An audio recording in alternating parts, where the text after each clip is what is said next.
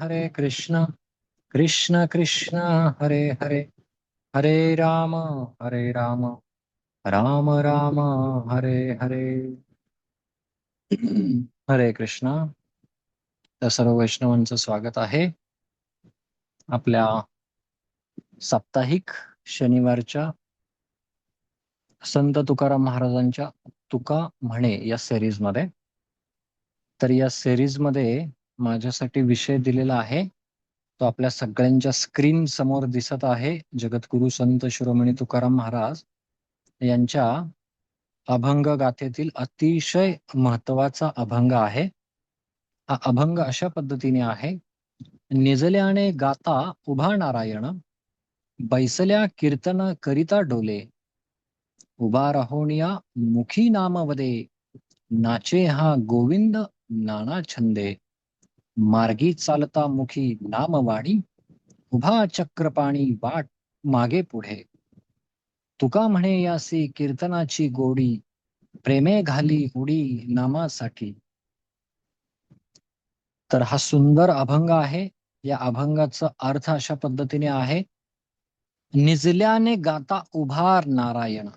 जेव्हा एखादा, विशेष करून जगद्गुरु तुकाराम महाराजांनी नाम महिमेची महत्व स्पष्ट करून देताना अनेक अभंग रचलेले आहेत. जसं की नाम संकीर्तन साधन पै सोपे, जळतील पापे जन्मांतरीची. त्याच्यानंतर हकारोणी सांगे तुका, नाम घेता राहो नका, कंठी मिरवा तुळशी व्रत करा एकादशी. बरोबर की नाही? तर नामाविषयी तुकाराम महाराजांनी भरपूर महत्व सांगितलंय. या नामाचा महिमा विशेष करून सांगताना तुकाराम महाराज म्हणतात की कशा पद्धतीने जर एखाद्या साधकाने निजल्याने याचा अर्थ होतो की त्यांनी जर झोपून, जसं आपण अष्टांग प्रणाम करतो तसं पाठीवर जेव्हा अष्टांग म्हणजे पाठीवर जेव्हा व्यक्ती पडतो तेव्हा झोपून जर एखाद्याने नाम जर भगवंतांचं घेतलं तर भगवंत काय करतात तर त्याच्या समोर येऊन उभा राहतात. एका नामाची महती किती महत्वपूर्ण आहे हे तुकाराम महाराजांना इथं सांगायचंय. आपण बऱ्याच वेळा ऐकलंय की भगवंत कसं आदान प्रदान करतात नामाच्या बाबतीत. तर नामाच्या बाबतीतलं जर आपल्याला आदान प्रदान जर समजून घ्यायचं असेल तर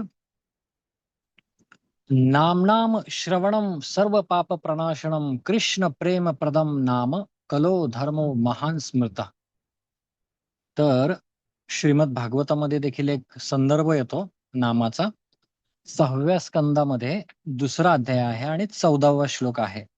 तर तिथं सांगितलंय की संकीर्तनम यतो नाम यत्र च अध्याये हरी, तत्रैव सर्व संसिद्धिर मुक्तीर भक्तिश्च जायते. म्हणजे ज्या ठिकाणी हरिनाम संकीर्तन होतं त्या ठिकाणी सर्व सिद्धी, मुक्ती आणि भक्ती प्राप्त होते. तर आजच्या अभंगामध्ये तुकाराम महाराज सांगतायत आपल्याला की निजल्याने गाता उभा नारायण. मग जर आपण हरिनाम जर घेत असतो, भगवत ते श्रवण करतात की नाही करत, भगवंतांचा भाव काय असतो, भगवंतांची सगळ्यात महत्वाची आपल्या समोर रेसिप्रोकेट म्हणजे आदान प्रदान कसे करतात नामामध्ये. तर नाम हे कोणी शब्द नाहीयेत किंवा नाम हे फक्त ध्वनी नाहीयेत, तर नाम हे साक्षात हरिनाम प्रभू आहेत. म्हणून आपण जेव्हा नामजप करतो, ऍक्च्युली आपण हा जर अभंग वाचला तर नाम हे किती महत्वपूर्ण आहे. आणि आपण एक नाव घेतल्यानं झोपून, बसून, उठून, कीर्तन करून भगवंत कशा पद्धतीने आदान प्रदान करतात हे या ठिकाणी तुकाराम महाराज सांगतात. आणि सगळ्यात महत्वाचं म्हणजे या अभंगामध्ये तुकाराम महाराजांना भगवंतांची प्रेमाभक्ती सांगतात की कशा पद्धतीने नामाचे भुकेलेले आहेत भगवंत आणि काय करतात ते भगवंत. तर इथं सांगतात की निजल्याने गाता उभा नारायण. तर आपण जेव्हा एखादा साधक झोपून भगवंतांचं नाव घेतो पडून किंवा लोळून, मराठीमध्ये म्हणतात ना, खूप बाबा कंबर दुखतीये, खूप डोकं दुखतंय, चला पडू. आणि पडता पडता तुम्हाला माहिती असेल, म्हातारी माणसं, आजी आजोबा आपल्या घरातले, अरे देवा, परमेश्वरा, विठ्ठला, पांडुरंगा असं म्हणतात ना. जरी त्याच्यामध्ये त्यांचा कुठला भगवंतांना प्रार्थनापूर्वक भाव नसेल, परंतु जरी त्यांनी विठ्ठला, पांडुरंगा, केशवा, माधवा, हे कृष्णा किंवा जय हरी, बरोबर की नाही? किंवा रामकृष्ण हरी, हरे कृष्णा, जय श्रीराम, भगवंतांची अशी नावं घेतो, लोळून का होईना, टेकून, रिलॅक्स बसून, तर भगवंत कसं आदान-प्रदान करतात? तिथं साक्षात उभा राहतात. तुकाराम महाराज म्हणतात, साक्षात जर एखादा झोपून निजणे हा मराठी शब्द म्हणजे आडवा होऊन. तर एखादा आडवा होऊन जेव्हा नाम घेतोय, तर भगवंत त्याच्यासमोर उभा राहिलेले आहेत. दुसऱ्या कडव्यात म्हणतात, बैसल्या कीर्तन करता डोले. मग जर एखादा साधक बसून जर नामसाधना करत असेल, तर भगवंत काय करतात? तर त्या ठिकाणी भगवंत नाचतात. म्हणजे हरिनामामध्ये डोलतात. डोले डोले गौराच्या हरी गुण गा. तर आपण जेव्हा भगवंतांचं गुणगान करतो, कृष्ण, तर भगवंत काय करतात आपल्यासाठी? जेव्हा बसल्या बसल्या आपण जेव्हा नामसंकीर्तन करतो, तेव्हा भगवंत डोलतात. व्यक्ती डोलतो कधी? जेव्हा एखादं त्याचं आवडतं जर गाणं लागलं असेल, त्याची जर आवडतं संगीत जर लागलं असेल किंवा त्याच्या आवडीचं जे काही होत असेल, वाद्य वाजत असेल, तेव्हा व्यक्ती डोलतो. तसं आपण लहान मुलं पाहतो. आजकालची लहान मुलं, ज्यांना घरून खूप छान संस्कार झालेले आहेत, जेव्हा एखादं भगवंतांचं कीर्तन होतं, तेव्हा ती मुलं डोलतात. त्याचबरोबर काही व्यक्ती, काही तरुण व्यक्ती हिंदी गाणं असतं त्याच्यावरती डोलतात. बरोबर की नाही? हे आपण पाहिलेलं आहे. आणि आपण कधीतरी असं एखादं लहानपणी गाणं ऐकलेलं असेल, जसं की विठ्ठल नामाची शाळा भरली. हे गाणं आपण लहानपणापासून ऐकतोय. हे गाणं जेव्हा ऐकतो आपण, तेव्हा आपले हात एकमेकांना जोडले जातात. आपण मान इकडून-तिकडून हलवतो, मान डोलवतो. बरोबर की नाही? तर भगवंत कशा पद्धतीने आदान-प्रदान करतात? तर बैसल्या कीर्तन म्हणजे बसल्यावर जेव्हा कीर्तन करतात व्यक्ती, तेव्हा भगवंत डोलतात. तर हे भगवंत असे आहेत, हे जे की असमोर्ध्व आहेत. भागवतामध्ये प्रभुपाद सांगतात, भगवंतांच्या समान किंवा भगवंतांपेक्षा ऊर्ध्व असा कोणीही नाहीये. मग कोण असा व्यक्ती आहे जो भगवंतांना नाचवेल? तर हा नाम घेणारा साधक आहे, जो नाम संकीर्तन करतो, भगवंतांच्या नामाचा जप करतो, तिथं भगवंत देखील डोलायला लागतात. आणि हे तुकाराम महाराजांचं प्रमाण आहे. याच्यामध्ये कुठलाही संशय आपण नाही घेतला पाहिजे. पुढे म्हणतात, उभा राहोनिया मुखी नाम वदे. म्हणून जो व्यक्ती उभा राहून आपल्या मुखानं नारायणाचं नाव गात असतो, त्याच्यापुढे भगवंत काय करतात हो? नृत्य करतात. म्हणजे एक स्टेप पुढे आहेत भगवंत. आपण जर एक स्टेप जर टाकली, तर भगवंत कृष्ण हजारो पावलं टाकतात आपल्याकडं. पण आपली समस्या कुठे आहे? आपण एक स्टेप नाही टाकत. इथं पहा, पहिली स्टेप सांगितलेली आहे जेव्हा साधक किंवा एखादा व्यक्ती लोळतो आणि झोपून नाव घेतो, तेव्हा भगवंत त्याच्या समोर बसतात. म्हणजे एक स्टेप पुढे भगवंत. जेव्हा तो साधक बसतो, तेव्हा भगवंत डोलायला लागतात. आता तो साधक जेव्हा उभ्यानी नाव घेतो, उभा राहून नाव घेतो, तेव्हा भगवंत काय करतायत, की भगवंत नाचायला लागतायत. हे तुकाराम महाराज सांगतात. नाचे हा गोविंद नाना छंदे. तर गोविंद हा शब्द तुकाराम महाराज इथं वापरतात. आणि प्रभुपाद आपल्याला सांगतात, गोविंद म्हणजे काय? गो म्हणजे, गोचे दोन अर्थ होतात. एक गो म्हणजे गायी आणि दुसरं गो म्हणजे इंद्रिय. तर जे गायींना आणि इंद्रियांना आनंद प्रदान करणारे त्यांचं नाव आहे गोविंद. विंद म्हणजे आनंद प्रदान करणारे. आपण पाहतो वृंदावनामध्ये नंद महाराजांच्या 9 लाख गायी होत्या. आता फक्त गायींची तुलना इथं सांगितलेली आहे. बैलांची, वासरांची, कालवडींची तुलना इथं खोंडांची तुलना नाही केलेली. परंतु या सगळ्या गोवंशाला, गोमातेला भगवंत प्रसन्न करण्यासाठी काय करतायत भगवंत? अनवाणी चालतायत. आणि एकदा भगवंत म्हणतात बघा, भगवंत कशा पद्धतीने गायींना आणि यांना आनंद देतात. तर या भगवंत म्हणतात की मैया मैया, बाबा बाबा, नंदबाबांना म्हणतात, तुम्ही मला आज गायींबरोबर जाण्यासाठी अनुमती देताय. खूप छान आहे. मग यशोदा मैया, नंदबाबा म्हणतात की ठीक आहे कान्हा, तू तुझ्या बरोबर पायामध्ये चपलांचे जोड तू घाल. आणि जेव्हा हे भगवंत ऐकतात तेव्हा ते म्हणतात, मी का? फक्त मीच नाही घालणार, तर माझ्या सगळ्या गायींना चपलांचे जोड पाहिजेत. आता कॅल्क्युलेशन चालू होतं. 9 लाख गायी, 9 लाख, आणि एक गायीचे एक जोड नाही चालत, 4 पाय असतात. म्हणजे 9 चोक 36, 36 लाख हेच झाले. बाकीची वासरं, बाकीचे बैल हे तर वेगळेच.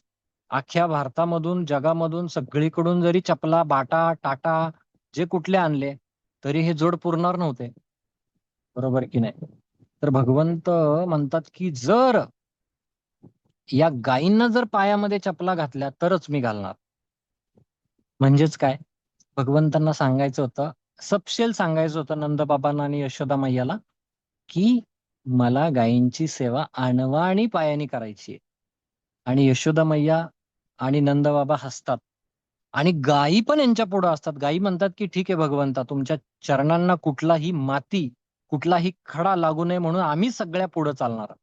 आणि जेव्हा आपण पाहतो, विशेष करून एखादा गुराखी असतो, तेव्हा तो गुराखी काय करतो? गायी समोर चालतात आणि तो त्यांच्या पाठीमागे असतो. बरोबर की नाही? ग्वाला. तशा या गायी समोर जायच्या. मोठे-मोठे कंकड, मोठे-मोठे मुरमाड, जाड दगड, काटे जे काही असतील, ते गायी त्यांच्या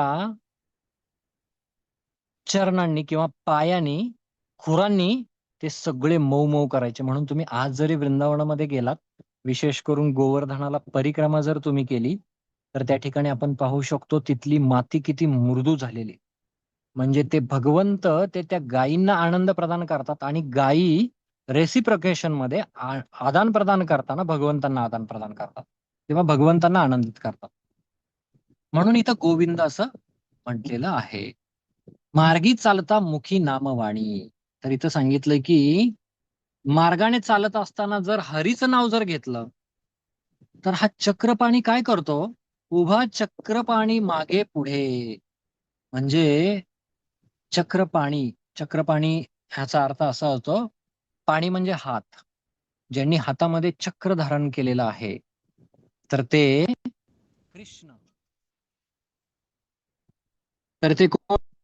कृष्ण आहेत. म्हणून त्यांना चक्रपाणी असं म्हटलेलं आहे. म्हणून भगवंतांचं एक नाव आहे चक्रपाणी. बघा, ह्या संपूर्ण अभंगामध्ये तुकाराम महाराज वेगवेगळी नावं सांगतात.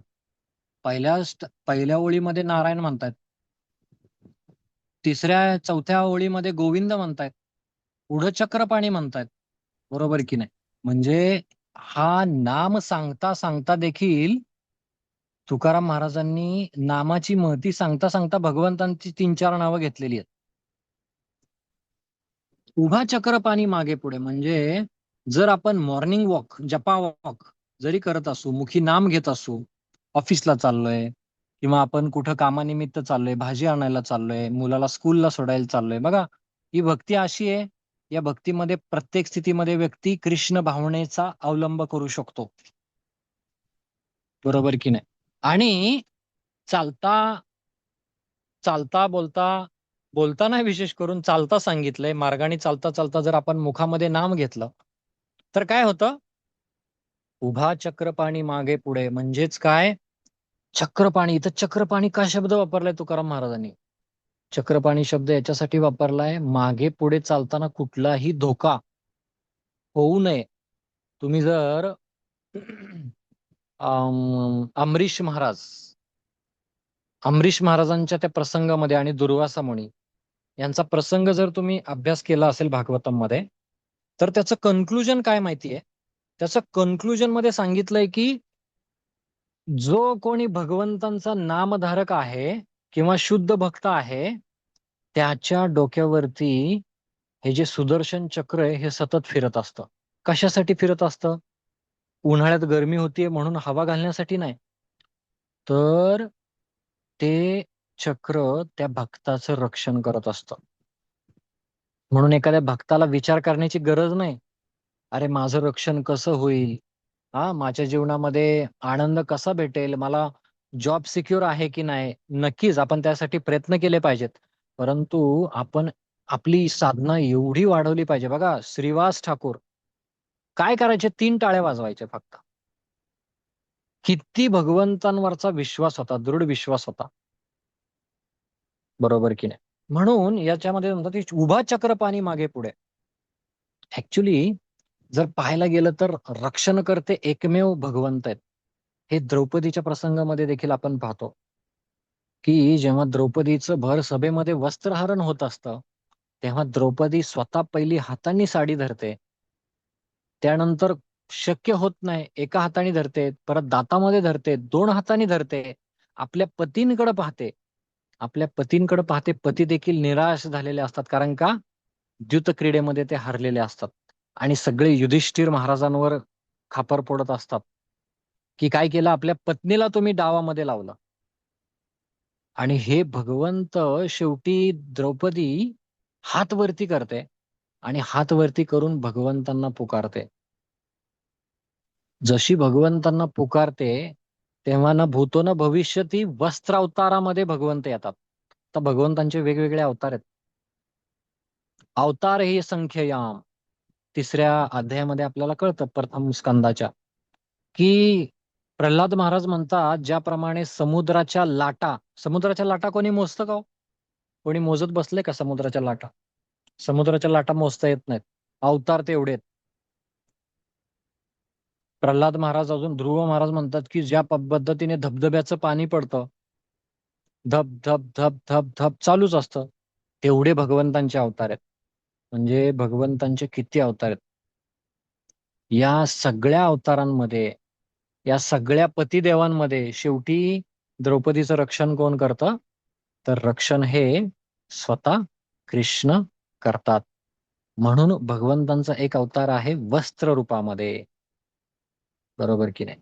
आणि या श्लोकामध्ये, या अभंगामध्ये जो अवतार सांगितलाय, तो अवतार आहे ध्वन्यावतार. ध्वन्यावतार म्हणजे ध्वनी रूपात.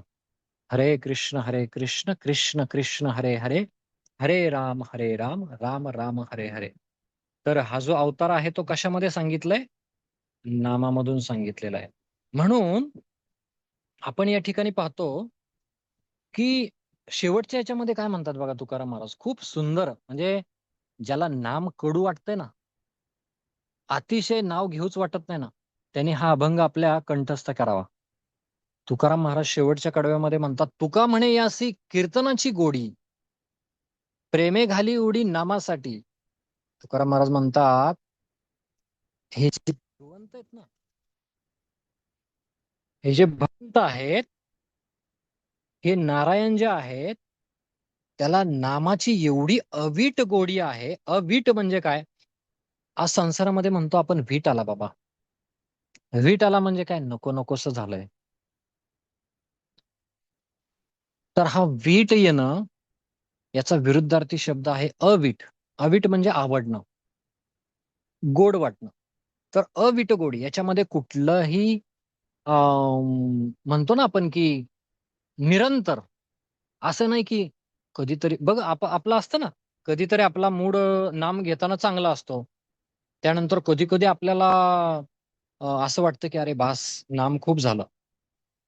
तर हे असं नाहीये की नाम हे निरंतर गोड वाटतं भगवंतांना. म्हणजे एक आपल्याला गोष्ट कळते की आपल्याला जरी नामामध्ये रुची नसेल, तरी भगवंतांना हे नाम आवडत असतं. म्हणजे एक स्तर आहे, आपण नाम का घ्यावं? तर आहे की आपल्या शुद्धीकरणासाठी घ्यावं. जसं प्रभुपाद एक उदाहरण देतात कावीळचं. नाम गोड का वाटत नाही आता? कारण का एखाद्या व्यक्तीला जर कावीळ झाले असेल, तर त्या कावीळ झालेल्या व्यक्तीला तुम्ही उसाचा रस देखील कडू लागतो.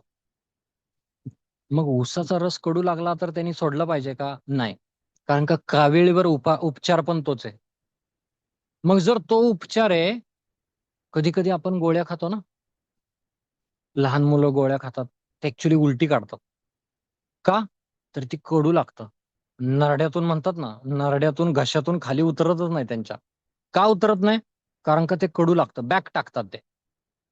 कारण का आवडत नाहीये. पण तेच आई हुशार असते. आई काय करते, तेच कडू औषध ती त्याला मधामधून देते, साखरेमधून देते, दुधामधून देते, घोळून देते, थोडंसं साखर टाकून देते. याचा अर्थ काय? नामामध्ये नामनामकारी बहुधा निज सर्व शक्ती. नामामध्ये भरपूर शक्ती विहित केलेल्या आहेत, संचित केलेल्या आहेत. पण आपल्याला गोडी नाहीये. आहे का गोडी? नाहीये. नामधारक नाम घ्यायला लागले हरिदास ठाकूर. किती आचार्य आहेत. रघुनाथदास गोस्वामी, रूप गोस्वामी, जीव गोस्वामी, मध्वाचार्य, माधवेंद्रपुरी काय नामामध्ये तल्लीन होते. किती त्यांना हरिनाम आवडत होता. आपल्याला का वाटत नाही? तर आपल्याला कावीळ झालेली आहे. आपण एवढा अभंग ऐकून देखील आपल्यामध्ये ती जर भावना उत्पन्न होत नसेल नामाविषयी, तर श्रमएव हि केवलम. कोणाचं श्रम? व्यवस्थापकांचं श्रम, बोलणाऱ्याचं श्रम, ऐकणाऱ्याचं श्रम. म्हणून हा अभंग ऐकल्यानंतर आपण नाम घेतलं पाहिजे. आणि हे नाम आपल्याला कसं घ्यायला सांगितलंय? झोपून घ्यायचंय का? नाही. पण चला, कधी-कधी खूप त्रास होतो, खूप दुखतं, कंबर दुखते, कोणाकोणाला वेगवेगळे आजार असतात. चला, घ्या. झोपून घ्या. झोपून घेतलं तर भगवंत तुमच्या समोर उभा राहून ऐकतायत. चला बसून करा. बसून केल्यानंतर भगवंत डोलायला लागतायत. चला उभा राहा. उभा राहा. चक्रपाणी वाट पहा. पहा चालताना, बोलताना. तुम्ही नाम घ्या. भगवंत तुमचं रक्षण करतायत. भावविभोर होतायत. बरोबर की नाही? म्हणजे इथं काय सांगायचंय तुकाराम महाराजांना? इथं सांगायचंय प्रत्येक परिस्थितीमध्ये नाम घ्या. भगवंत संतुष्ट होतील हा दुसरी बाजू झाली. परंतु नामसाधकाने एवढ्या परिस्थितीमध्ये जरी नाम घेतलं तरी त्याचा लाभ किती होतो बघा. आणि भगवंतांना ते किती आवडतं. म्हणून तुका म्हणे यासी कीर्तनाची गोडी प्रेमे घाली उडी नावासाठी. अरे उडी कधी मारतो व्यक्ती? उडी म्हणजे एखादी जर आनंदाची जर गोष्ट असेल ना व्यक्ती उड्या मारतो. आणि दुसरी गोष्ट एखाद्या जर या ठिकाणी बुडत असेल ना, तर त्याला वाचवण्यासाठी उडी मारतो. म्हणजे ज्याला नाम घेतोय, ज्याला अवीट गोडी आहे, तर भगवंत त्याच्याकडे धावत येतात.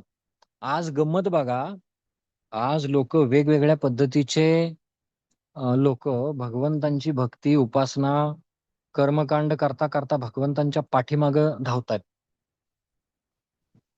परंतु भगवंत काय करतायत, की भगवंत हे त्या भक्ताकडे जातायत. कोणत्या भक्ताकडे जातायत? जो हरिनामामध्ये तल्लीन झालेला आहे. म्हणून आपण काय केलं पाहिजे? आपण नाम घेतलं पाहिजे. नामाचा महिमा बहुदुर्गम. म्हणून हा नामपर अभंग आहे. आणि नामपर अभंगामध्ये तुकाराम महाराज ह्याच गोष्टी सांगतायत. म्हणून आपण कुंती महाराणीचा एक श्लोक पाहतो. नमो अकिंचन वित्ताय निवृत्त गुणवृत्तये आत्मा रामाय शांताय कैवल्यपतये नमः. तर कुंती महाराणी म्हणते, हे भगवंता माझा दंडवत प्रणाम स्वीकार करा.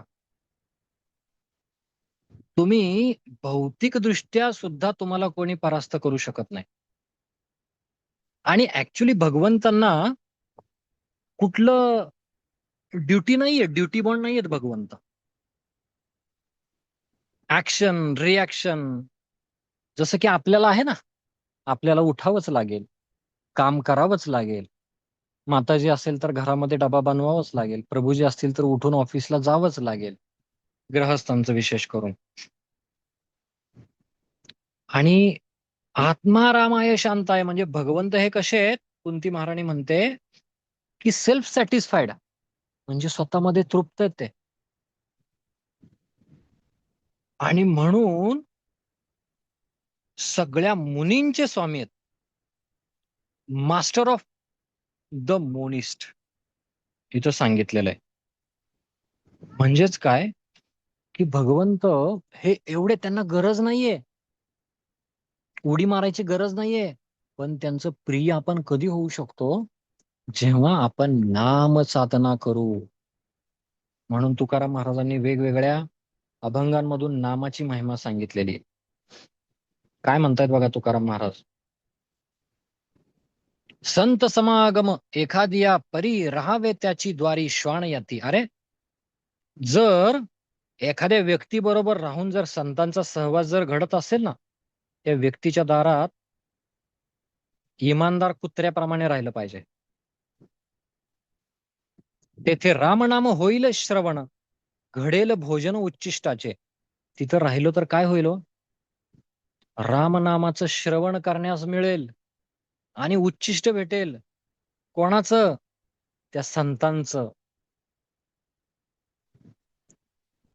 कामारी बटिक सेवेचे सेवक, दीनपण रंक तेथे भले. ते म्हणतायत की अशा संतांच्या घरी जर आपण सेवक बनून जर राहिलो, तर आपलं दैन्य निघून जाईल, दीनता आपल्यामधला भिकारपणा निघून जाईल. बरोबर की नाही? आणि ऍक्च्युली कुठला भिकारपणा आहे? दीनपण कुठलं आहे माहितीये का आपलं? भौतिक गोष्टी मागण्यांचं हे दीनपण. परंतु आपण आध्यात्मिक गोष्टी मागतच नाही. तुकाराम महाराज म्हणतात की आपण अशा पद्धतीने श्वान बनून राहिलं पाहिजे. शेवटच्या ह्याच्यामध्ये काय म्हणतात बघा. तुका म्हणे सर्व सुख त्या संगती, घडेल पंगती संताचिया. म्हणजे संतांच्या सहवासात पंक्तीत जर आपण बसलो, तर जीवनामधील सर्वोच्च आनंदाची आपल्याला प्राप्ती होऊ शकते. अजून एका अभंगामध्ये महाराज सांगतात की नाम सारांचे ही सार, शरणागत यम किंकर, उत्तमा उत्तम वाचे बोला पुरुषोत्तम. नाम जपता चंद्रमौळी, नामे तरला वाल्हा कोळी. तुका म्हणे वर्णू काय, तारक विठोबाचे पाय. हरिनाम हे सगळ्या सारांचं सार आहे. दुसरं कुठलं सार नाहीये. सार म्हणजे ज्यूस. जसं आपल्याला जर एखादा ऊस दिला 7-8 फुटाचा आणि म्हणले खावा, पहिलं तर त्या ऊसाचे कांडके करायला लागतील बारीक. त्याच्यानंतर त्याची जे जाड स्किन काय म्हणतात त्याला, सोयट्या, त्या पहिल्या काढायला लागतील. सगळ्यात महत्वाचं म्हणजे मी जेव्हा ऊस खायचो, आता काय भेटत नाही खायला, आता ज्यूसच असतो. पण ते जेव्हा ऊस खाल्ल्यानंतर ते मध्ये जे गॅप असतो ना, ते काय म्हणतात त्याला, कांड्या ज्या असतात कांड्या, तिथून फोडणंच अवघड असतं. आणि 2-3 वेळा प्रयत्न केला, दात हलायला लागले. ऊस तर खायचाय, गोड तर पाहिजे. मग हा हरिनाम रूपी जो ऊस आहे, तो आपण स्वतः घेतो, तेव्हा आपले दात सक्षम नाहीयेत. त्या सोयट्या खूप जाड आहेत. काम, क्रोध, लोभ, मद, मोह, मत्सर, संसाराचा ताप यांनी तापलेलो आहे. परंतु जेव्हा आचार्यांकडून, महाराजांकडून, श्रील प्रभुपादांकडून नामाचे असे अभंग जेव्हा गातो ना आपण, तेव्हा आपल्यामध्ये थोडासा विश्वास येतो. म्हणून सगळ्या सारांचं सार सांगतायत हे. नाम सारांचे ही सार, म्हणजे फक्त सार नाही. जसं यशोदा मैयानंद महाराजांकडे 9 लाख गायी होत्या. पण असं नाही की कुठल्याही गायीचं दूध काढायचं आणि भगवंतांना प्राशन करायचं, नाही. त्या 9 लाख गायींमधील 5 लाख गायींचं दूध हे 4 लाख गायींना पाजलं जायचं. 4 लाख ज्या गायींना दूध पाजलेलं आहे, त्या 4 लाख पैकी 1 लाख गायी अशा होत्या ज्यांना त्या उरलेल्या 4-5 लाख गायींचं दूध पाजलं जायचं. आणि त्या 1 लाख गायींमधून 99,999 गायींचं दूध एका गायीला पाजलं जायचं. आणि ती एक गायीचं जे दूध असायचं ते भगवंतांना पाजलं जायचं. म्हणजे बेस्ट ऑफ बेस्ट, सारात सार. तर हे सार आपण काय केलं पाहिजे? भगवंतांना दिलं पाहिजे. म्हणून हे सगळ्यात सार काय तर हे नाम आहे. शरणागत यमकिंकरा. म्हणून साधकांना यमाचे जे किंकर असतात ते शरण येतात. वाचे बोला पुरुषोत्तम नाम जपता, चंद्रमौळी नामे तरला वाल्ह्या कोळी. अरे उदाहरण सांगा. कोण म्हणतंय? काय उदाहरण आहेत? शिवजी अखंड नाम रामनामाचा जप करतात. आणि जेव्हा शिवजींचा जो कंठ आहे ना, तो कंठ जेव्हा त्यांनी हलाहल विष पिलं होतं ना, तर त्याचा दाह होत होता. सोपं नाही विष प्राशन करणं. त्याचा दाह कशामुळे शांत झालाय? या नामामुळे शांत झालाय. आणि वाल्ह्या कोळी, हा कोळी होता. वाल्ह्या कोळी माहिती आपल्याला, वाल्ह्या कोळीने किती पाप केलं होतं, किती रांजण भरले होते, किती ब्राह्मणांची हत्या केली होती. परंतु मरा मरा मरा राम राम राम राम राम राम राम राम अशी गाडी उलटी चालू झाली. आणि उलटा रिव्हर्स गिअर टाकत टाकत टाकत ती गाडी एकदम 4th 5th 6th गिअरवर गेली. आणि रामनामामध्ये रामायण लिहिलं. काय अजून उदाहरणं सांगायची? बरोबर की नाही? तुका म्हणे वर्णू काय तारक विठोबाचे पाय. म्हणून किती अजून वर्णन करू मी, की या विठोबाचे चरण कमल हे आपल्याला या भवसागरामधून तारणारे आहेत. तर अशा पद्धतीने आपण पाहतो हे नाम जो आहे, विशेष करून तुकाराम महाराज या ठिकाणी भगवंतांचं नामसाधक करणाऱ्या व्यक्तीप्रती, नाम ग्रहण करणाऱ्या व्यक्तीप्रती आदान प्रदान काय आहे? अरे दगडापुढं बोलतोय का मी? दगडासमोर जर आपण बोललो तर म्हणतोय अरे दगड आहे काय, मला रेसिप्रोकेटच करत नाही, आदान प्रदानच करत नाही. पण नाही, नाम जेव्हा व्यक्ती घेतो तेव्हा प्रतिमा नाही साक्षात होतो मी व्रजेंद्र नंदन. म्हणजे हे भगवंत काय करतात? रेसिप्रोकेट करतात, आदान प्रदान करतात. आदान प्रदान म्हणजे गुरु महाराज म्हणतात, हिज होलीनेस राधानाथ स्वामी महाराज म्हणतात, you cannot love to home, car, building. You can love to any person. You can love to God. म्हणजे आदान प्रदान हे केवळ जिवंत व्यक्तीकडून होतं, मृत व्यक्तीकडून होत नाही. जसं की बिल्डिंग, कारवर कितीही प्रेम करा, कार तुमच्याकडे प्रेम करणार आहे का? नाही. म्हणून या ठिकाणी तुकाराम महाराज आपल्याला हमी देत आहेत, बाबांनो नाम घ्या. आपल्याला आपल्यापैकी काही साधक दीक्षित असतील. मी आता मला स्क्रीन मला दिसत नाही कोण कोण जॉईन आहे. परंतु काही जण दीक्षा झालेले असेल, काही जण भविष्यामध्ये दीक्षा घेणार आहेत, काही जण नुकते जॉईन झालेले असतील. सगळ्यांसाठी सेम नियम आहे, नाम घेणे. कधीपर्यंत नाम घेणे? शेवटच्या श्वासापर्यंत. शेवटच्या श्वासापर्यंत आपण हरी हरी हरी हरी म्हटलं पाहिजे. तर तो हरी आपल्याला या भवसागरातून पार करणार आहे. बरोबर की नाही? म्हणून तुकाराम महाराजांचा प्रेमामधला अभंग आहे, भगवंत कशा पद्धतीने एका साधकाशी, नाम घेणाऱ्या अं, व्यक्तीशी, साधकाशी कशा पद्धतीने आदान प्रदान करतात ते सुंदर पद्धतीने या ठिकाणी सांगतायत. आणि नामाविषयी मला एवढी रुची नाहीये, बरोबर की नाही? परंतु ही रुची नाहीये म्हणून आपण नाम घेतलंच नाही पाहिजे असं नाहीये. तर तुम्ही माझ्यासाठी प्रार्थना करा, की आपण काय करू, तुकाराम महाराजांचे, श्रील प्रभुपादांचे, गुरु महाराजांचे, आचार्यांचे नामाविषयी जे जे गोष्टी माहिती आहेत त्या आपण एकमेकांना शेअर करू, एकमेकांसाठी प्रार्थना करू. आणि मी या ठिकाणी जेव्हा माताजी मला बोलवतात, तेव्हा मी याचसाठी येत असतो, तुम्हाला काही उपदेश करण्यासाठी नाही. की एखादी सेवा सांगितली जाते, ती सेवा आपण जर केली, तर त्या सेवा केल्यानंतर आपल्याला कृपा भेटणार आहे. तर मी प्रयत्न करतोय. नामामध्ये मला रुची नाहीये, परंतु हां, प्रयत्न चालू आहे. एक ना एक दिवस भगवंतांच्या कृपेने, वैष्णवांच्या आशीर्वादाने नामामध्ये रुची येईल आणि ती यावी याच्यासाठी मी प्रयत्नशील राहील. तर माताजी, तुम्ही मला बोलण्यासाठी संधी दिली त्याबद्दल मी कृतज्ञ आहे तुमचा. आणि त्याचबरोबर आपण सर्वांनी माझ्यासाठी प्रार्थना करा, जेणेकरून मला देखील नामामध्ये रुची येईल. तुकाराम महाराज वैकुंठाला जाता जाता म्हणतात की तुम्ही कृपा असो द्यावी. व्यक्ती कुठं बसलेत? गरुडामध्ये बसलेत, गरुडावर बसलेत आणि म्हणतायत तुम्ही कृपा असू द्यावी. मी निरंतर नामजप घेईल. तुकाराम महाराजांचा हा भाव आहे. बरोबर की नाही? व्यक्ती कितीही प्रगत झाला तरी तो कृपेचा भिकारीच राहायला पाहिजे. म्हणून वैष्णवांपुढे माझी ही कृपा असेल, विनंती असेल, तुम्ही देखील माझ्यासाठी प्रार्थना करा, जेणेकरून माझी वाणी अ, त्यानंतर माझे कृती ही भगवंतांच्या, वैष्णवांच्या संतुष्टीसाठी घडावी. हरे कृष्ण. मी या ठिकाणी थांबतो. खूप खूप धन्यवाद. कोणाला काही जिज्ञासा असेल तर विचारू शकतो, अन्यथा तुम्ही देखील ऍड करू शकता यामध्ये. कोणाला काही प्रश्न आहे का? तुम्ही अनम्यूट करू शकता स्वतःला आणि विचारू शकता. नामजप करण्याबद्दल काही तुम्हाला गाईडन्स पाहिजे असेल, काही विचारायचं असेल किंवा ऍड करायचं असेल तर करू शकता तुम्ही.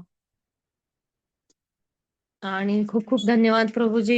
इतकं सुंदर संत तुकाराम महाराजींनी जे सांगितलंय नामजप, आणि त्याच्यामध्ये तुम्ही इतकं छान त्याचं निरूपण केलंय प्रभूजी.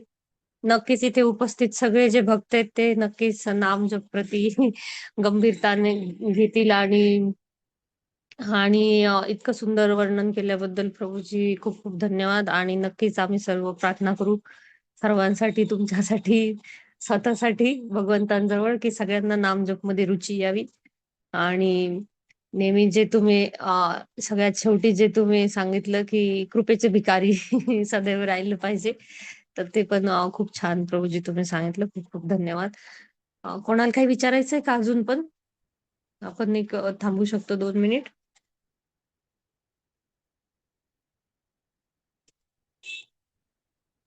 हरे कृष्णा. धन्यवाद.